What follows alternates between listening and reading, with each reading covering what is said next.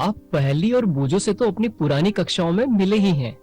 इस अध्याय में हम खोजी और पूछो से मिलेंगे, जो आपके लिए गणित की बहुत ही रोचक कहानी लेकर आ रहे हैं, जिससे हम इतिहास की भी चर्चा करने वाले हैं। क्या आप उत्साहित हैं खोजी और पूछो के साथ गणित के इतिहास के बारे में जानने के लिए? चलिए शुरू करते हैं। पूछो, एक बात बताओ, हमें गणित की आवश्यकता ही क्यों पड़ी?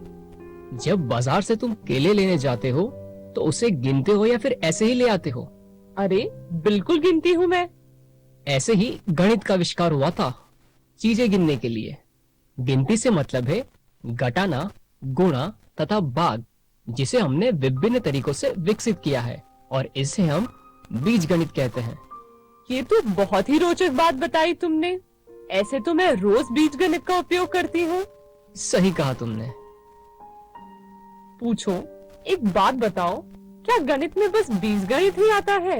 नहीं, ऐसा नहीं है। गणित के माध्यम से हम चीजों को मापते भी हैं, और जब चीजों को मापने की बात आई तो हमने पहले जमीनों को मापने की कोशिश की। बीजगणित के अलावा गणित में ज्यामिति का भी अध्ययन किया जाता है। शब्द ज्यामिति यूनानी भाषा के शब्दों जियो और मिट्रिन से मिलकर बना है। जियो का अर्थ है पृथ्वी या भूमि और मिट्रिन का अर्थ है मापना। मतलब ज्यामिति की शुरुआत ही जमीन को मापने से हुई थी। कुछ ऐसा ही है। तुम्हें पता है, खोजी गणित की इस शाखा का अध्ययन विभिन्न रूपों में प्रत्येक प्राचीन सभ्यताओं द्वारा किया गया, चाहे वह मिस्र के लोग हो या चीन के या भारत के। इन सभ्यताओं के लोगों को उनके दैनिक जीवन में अनेक प्रकार की समस्याओं का सामना करना पड़ा, जिनमें ज्यामिति का उपयोग करने की जरूरत पड़ी, और ऐसे ही ज्यामिति का विकास हुआ। पूछो, मतलब यह है कि पहले के लोग भी ज्यामिति का प्रयोग करते थे? बिल्कुल। तुमने इतिहास में हड़प्पा और मोहनजोदाड़ो संस्कृति के बारे में तो पढ़ा ही होगा। हाँ, पढ़ा है ना। मुझे मेरे इतिहास के अध्यापक ने अच्छे से पढ़ाया था। कहा जाता है कि वे काफी संगठित समाज था और उनके शहर काफी विकसित थे और ढंग से बने हुए थे। ऐसा भी कहा जाता है कि उनकी सड़कें परस्पर समांतर थी तथा भूमिगत नालियां भी व्यवस्थित थीं। सही कहा तुमने। इन सब से यह पता पड़ता है कि ज्यामिति का प्रयोग विश्व में हर जगह हो रहा था। लेकिन ये ज्ञान एक पीढ़ी से दूसरी पीढ़ी तक जाता कैसे था? क्या ये लोग फोन पे बात करते थे या चिट्ठियां लिखते थे एक दूसरे को? हाँ, कुछ ऐसा ही समझ लो। इनका ज्ञान एक पीढ़ी से दूसरी पीढ़ी तक या तो मौखिक रूप से जाता था या ताड़ के वृक्ष की पत्तियों पर लिखे संदेशों द्वारा। फिर अब जो हम ज्यामिति पढ़ रहे हैं, क्या वह ऐसे ही आई है, ताड़ के वृक्ष की पत्तियों पर लिखे संदेशों के माध्यम से? नहीं, ऐसा नहीं है। मिस्र में अलेक्जेंड्रिया के एक गणित शिक्षक हुए हैं यूक्लिड। उस समय तक ज्ञात गणित के संपूर्ण ज्ञान को उन्होंने एकत्रित किया और एलिमेंट्स नामक अपने प्रसिद्ध ग्रंथ के रूप में उसे संगठित किया। उन्होंने एलिमेंट्स को 13 अध्यायों में विभाजित किया, जिनमें से प्रत्येक को पुस्तिका माना जाता है। इन पुस्तिकाओं में समस्त विश्व में ज्यामिति संबंधी ज्ञान को आने वाली पीढ़ियों तक प्रभावित किया। इसीलिए यूक्लिड को फादर ऑफ ज्यामिति भी कहा जाता है। अरे वाह, मुझे भी ऐसी किताब लिखनी है जिसमें ज्यामिति संबंधी सभी प्रश्न के जवाब मिल जाएं। हाँ, क्यों नहीं, बिल्कुल लिख लेना। उसके लिए पहले तुम्हें यूक्लिड ज्यामिति पढ़नी पड़ेगी। अरे वाह, मैं तो इस अध्याय को पढ़ने के लिए बहुत ही उत्साहित हूँ। चलो शुरू करते हैं। जैसा कि हमने परिचय भाग में देखा है कि कुछ गुणों के लिए किसी प्रमाण की आवश्यकता नहीं थी, क्योंकि वे स्पष्ट सार्वभौमिक सत्य थे। इसीलिए यूक्लिड ने इन गुणों को 2 अलग अलग प्रकारों में विभाजित किया। पहला गुण, धारणाएं जो पूरी तरह से ज्यामिति पर आधारित थी। दूसरा गुण, धारणाएं जो सामान्य गणित पर आधारित थी और विशेष रूप से ज्यामिति पर आधारित नहीं थी। आइए यूक्लिड के कुछ अभिग्रहितों की चर्चा करें। पहला अभिग्रहित, वे वस्तुएं जो एक ही वस्तु के बराबर हो, एक दूसरे के बराबर होती है। आइए इसे एक उदाहरण के साथ समझते हैं। यदि a बराबर b है और A बराबर C है तो B बराबर C होगा। अतः हम कह सकते हैं कि वे वस्तुएं जो एक ही वस्तु के बराबर हो एक दूसरे के बराबर होती है। दूसरा अभिग्रहित, यदि बराबरों को बराबरों में जोड़ा जाए तो पूर्ण भी बराबर होते हैं। आइए हम इस अभिग्रहित को एक उदाहरण के साथ समझते हैं। यहां पर A बराबर B है और C बराबर D है। यदि A में C और B में D जोड़ा जाए तो हम देखेंगे कि A और C का जोड़ B और D के जोड़ के बराबर है। और जो भी हमने कुछ समझा है उसका लिखित रूप कुछ इस प्रकार है। क्या आप अपने दैनिक जीवन के अवलोकन से अभिग्रहित 2 के उदाहरणों के बारे में सोच सकते हैं? इसके बारे में सोचिए। आइए यहां एक उदाहरण की चर्चा करते हैं। मान लीजिए कि 2 दोस्तों में से प्रत्येक के पास 4 टॉफियां हैं। अब उन्हें 2 और टॉफियां मिल जाती है, तो अब दोनों दोस्तों के पास कितनी टॉफियां हैं? प्रत्येक के पास कुल 6 टॉफियां हैं, जिसका अर्थ है कि उनके पास टॉफियों की संख्या समान है। अतः यदि बराबरों को बराबरों में जोड़ा जाए तो पूर्ण भी बराबर होते हैं। अब अपने दैनिक जीवन से कुछ और उदाहरण प्राप्त करने का प्रयास कीजिए। चलिए अब हम तीसरा अभिग्रहित देखते हैं। यदि बराबरों को बराबरों में से घटाया जाए तो शेष फल भी बराबर होते हैं। आइए फिर से एक उदाहरण लेते हैं।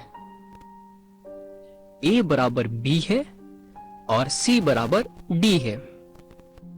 यदि AC वाले हिस्से में से C और BD वाले हिस्से में से D अलग कर दिया जाए तो हम देखेंगे कि A माइनस C बराबर B माइनस D होगा।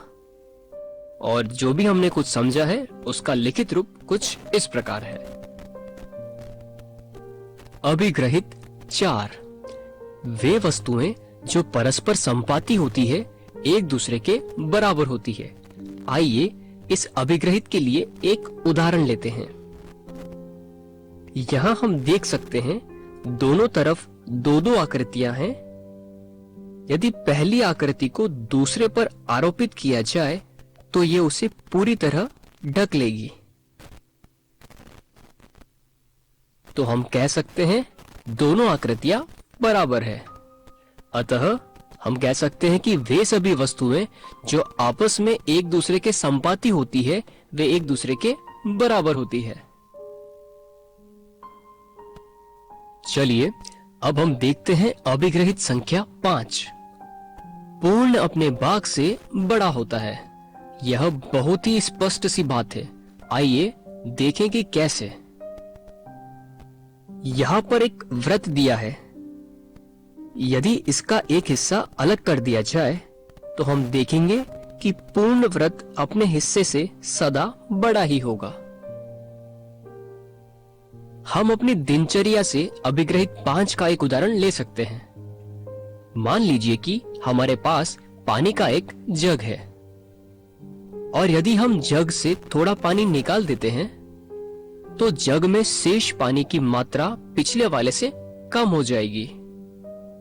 और मान लीजिए कि आपके पास केक है और आपका एक मित्र आपसे केक का एक छोटा टुकड़ा मांगता है और आप उसे केक का एक छोटा टुकड़ा दे देते हो।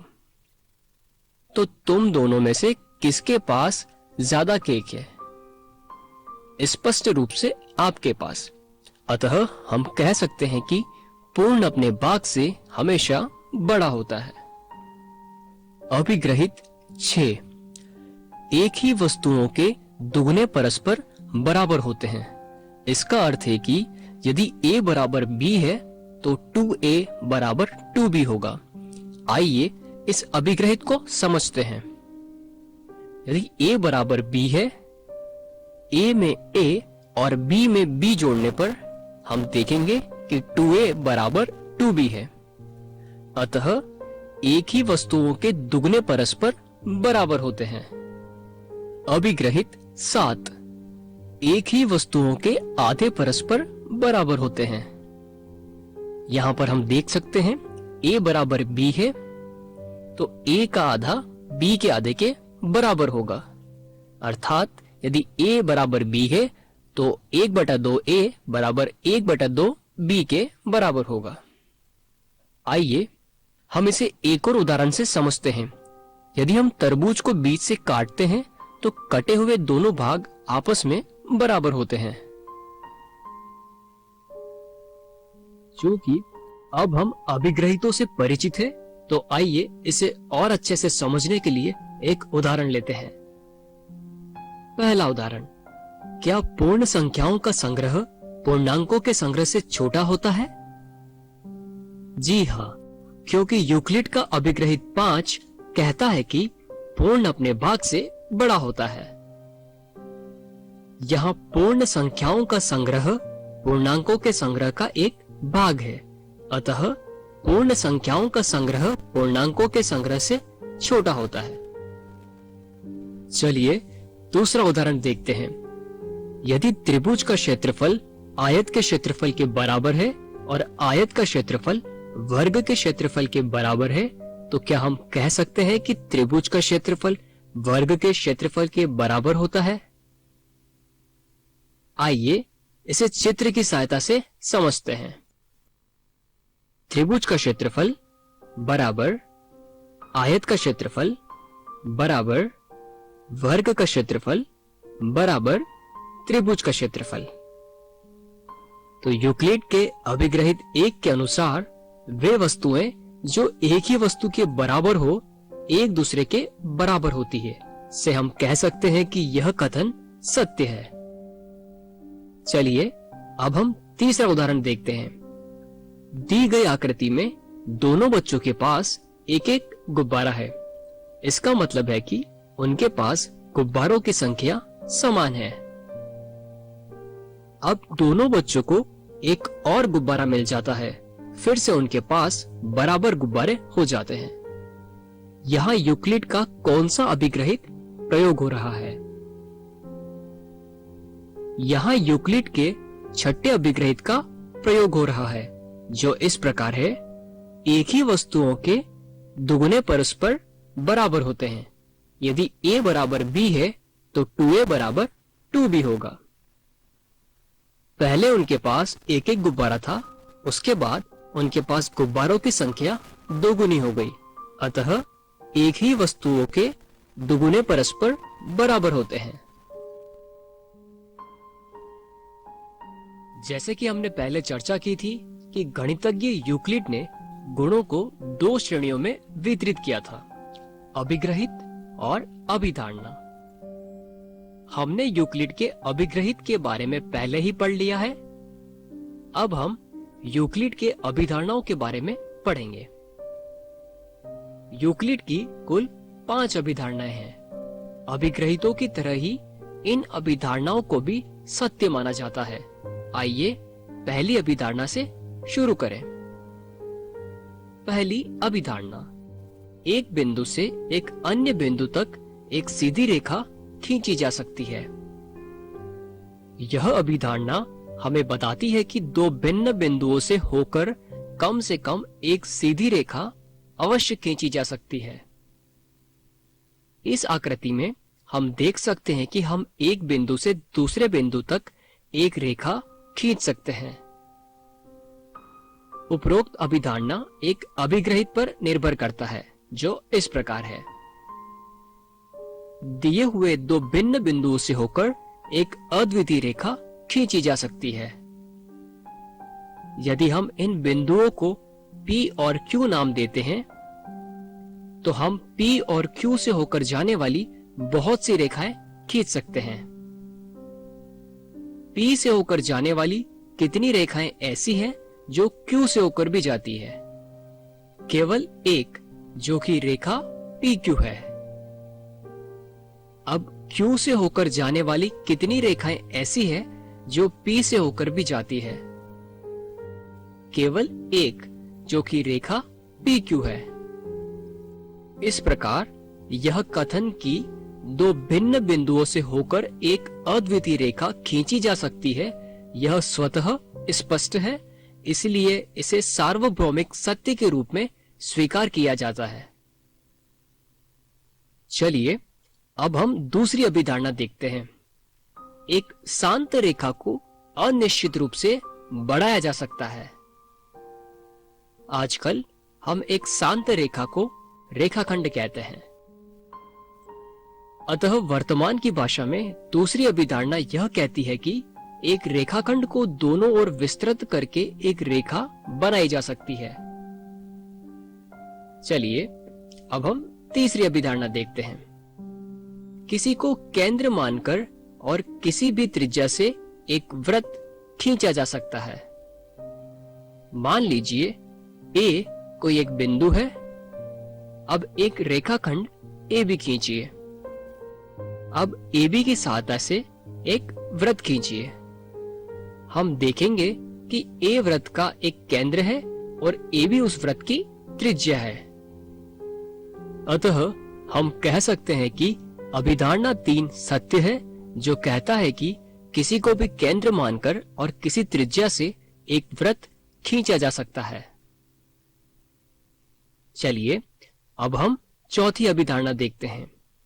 सभी समकोण एक दूसरे के बराबर होते हैं। इस कथन से यह बहुत स्पष्ट है कि यदि हम दो समकोण खींचते हैं तो वे एक दूसरे के अनुरूप होंगे। इसका अर्थ है कि सभी समकोण समान होते हैं। चलिए अब हम पांचवी अभिधारणा देखते हैं। यदि एक सीधी रेखा दो सीधी रेखाओं पर गिरकर अपने एक ही और दो अंतःकोण इस प्रकार बनाए कि इन दोनों कोणों का योग मिलकर दो समकोणों से कम हो, तो वे दोनों सीधी रेखाएं अनिश्चित रूप से बढ़ाए जाने पर उसी ओर मिलती है जिस ओर यह योग दो समकोणों से कम होता है। यह अभिधारणा कठिन प्रतीत होती है, लेकिन ऐसा नहीं है। आइए इसे एक उदाहरण के साथ समझते हैं। यहाँ पर दो रेखाएं AB और CD है और PQ रेखा इन दोनों रेखाओं पर इस प्रकार गिरती है कि PQ के बाईं ओर के अंतःकोण 1 और 2 का योग 180 डिग्री से कम है, अर्थात कोण A प्लस कोण 2 180 डिग्री से कम है। और यदि हम रेखाओं AB और CD को बाईं ओर बढ़ाते हैं तो वे अंततः एक दूसरे को प्रतिच्छेद करती है। अब इस उदाहरण में क्या होगा यदि हम दाईं ओर के अंतःकोण को लेते हैं, अर्थात कोण 3 और कोण 4। यहाँ कोण 3 और कोण 4 का योग 180 डिग्री से अधिक है। यदि हम रेखाओं AB और CD को दाईं ओर बढ़ाते हैं तो क्या वे एक दूसरे को प्रतिच्छेद करती है? नहीं। जैसे हम रेखाओं को दाईं ओर बढ़ाते हैं, हम देख सकते हैं कि ये एक दूसरे को कभी प्रतिच्छेद नहीं करेंगी, क्योंकि दाईं ओर रेखाओं को बढ़ाने पर उनके बीच की दूरी बढ़ रही है। इसीलिए हम कह सकते हैं कि यदि एक सीधी रेखा दो सीधी रेखाओं पर गिरकर अपने एक ही और दो अंतःकोण इस प्रकार बनाए कि इन दोनों कोणों का योग मिलकर 180 डिग्री से कम हो, तो वे दोनों सीधी रेखाएं अनिश्चित रूप से बढ़ाए जाने पर उसी ओर मिलती है जिस ओर यह योग 180 डिग्री से कम होता है। क्या आपने देखा कि अभिधारणाएं 1 से 4 इतनी सरल और स्पष्ट है कि उन्हें स्वयं सिद्ध सत्य के रूप में मान लिया जाता है, लेकिन इनकी तुलना में अभिधारणा 5 कुछ अधिक जटिल है। इसीलिए हम अभिधारणा 5 को और अच्छे से समझने के लिए इसका एक समतुल्य रूपांतरण पढ़ेंगे। इस अभिधारणा के अनेक समतुल्य रूपांतरण हैं। इनमें से सबसे आसान है प्लेफेयर का अभिग्रहित, जो कहता है कि प्रत्येक रेखा L और उस पर न स्थित प्रत्येक बिंदु P के लिए एक अद्वितीय रेखा M ऐसी होती है जो P से होकर जाती है और L के समांतर है। आइए इसे स्पष्ट रूप से समझते हैं। यदि L एक रेखा है और P कोई एक बिंदु है जो L पर स्थित नहीं है, तो हम बिंदु P से होकर केवल एक रेखा खींच सकते हैं जो L के समानांतर होगी। अब आइए उपरोक्त कथन का खंडन करने का प्रयास करते हैं। L के समांतर और रेखाएं खींचने का प्रयास करें। हम देख सकते हैं कि इनमें से कोई भी रेखा रेखा M को छोड़कर रेखा L के समांतर नहीं है। अतः प्लेफेयर अभिग्रहित कहता है कि प्रत्येक रेखा L और उस पर न स्थित प्रत्येक बिंदु P के लिए एक अद्वितीय रेखा M ऐसी होती है जो P से होकर जाती है और L के समांतर है। कृपया करके आप इसे अपनी कॉपी में लिख लें। आइए अब हम अभिधारणाओं से संबंधित कुछ उदाहरणों की चर्चा करें, लेकिन पहले इस प्रश्न पर विचार करें।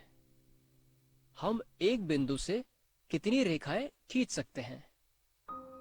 उत्तर प्राप्त करने के लिए आइए एक बिंदु लेते हैं और रेखाएं खींचने का प्रयास करते हैं। मान लीजिए P कोई एक बिंदु है। बिंदु P से होकर रेखाएं खींचिए। हम देखते हैं कि हम जितनी चाहे उतनी रेखाएं खींच सकते हैं, अर्थात बिंदु P से असंख्य रेखाएं खींची जा सकती है। अब हम दो बिंदुओं से कितनी रेखाएं खींच सकते हैं? फिर से हम दो बिंदुओं से असंख्य रेखाएं खींच सकते हैं, लेकिन केवल एक ही रेखा होगी जो इन दोनों बिंदुओं को जोड़ती हो। चलिए अब हम दूसरा उदाहरण देखते हैं। दी हुई आकृति में दोनों रेखाएं L और M दाईं ओर बढ़ाने पर एक दूसरे को प्रतिच्छेद करती है। इससे हम निष्कर्ष निकाल सकते हैं कि या तो कोण A प्लस कोण 2 180 डिग्री से कम है, या फिर कोण A प्लस कोण 2 180 डिग्री से ज्यादा है। उपरोक्त कौन सा विकल्प सही है? पहला विकल्प, यानी कि कोण A प्लस कोण 2 180 डिग्री से कम है। अभिधारणा 5 के अनुसार जो इस प्रकार है, यदि एक सीधी रेखा दो सीधी रेखाओं पर गिरकर अपने एक ही और दो अंतःकोण इस प्रकार बनाए कि इन दोनों कोणों का योग मिलकर 180 डिग्री से कम हो, तो वे दोनों सीधी रेखाएं अनिश्चित रूप से बढ़ाए जाने पर उसी ओर मिलती है जिस ओर यह योग 180 डिग्री से कम होता है।